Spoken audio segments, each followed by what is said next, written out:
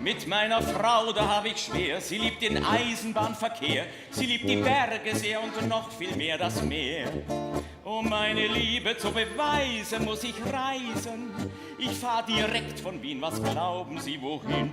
Ich fahr nach Napoli mit meiner Rosa.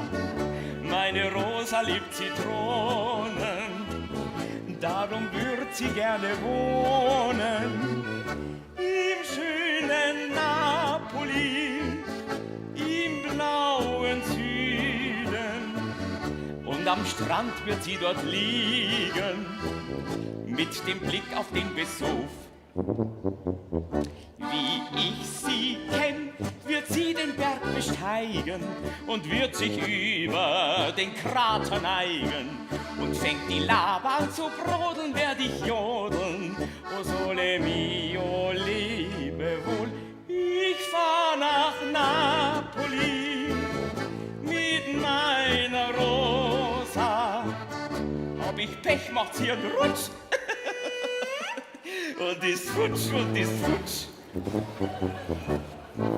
Es ist dort unten nichts passiert, nur der Vesuv wird repariert, damit beim nächsten Mal er besser funktioniert.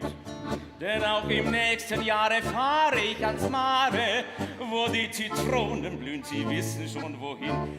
Ich fahr nach Napoli mit meiner Rosa.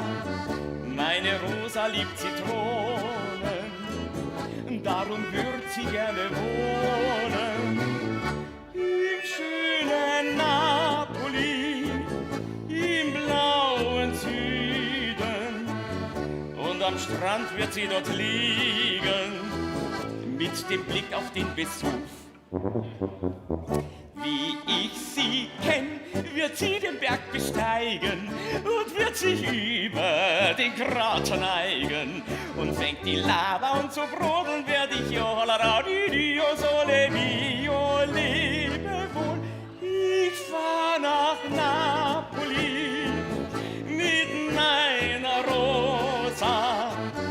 Ob ich Pech, macht hier einen Rutsch, ei, ei, ei, ei. Und ist futsch, und ist futsch. Platsch.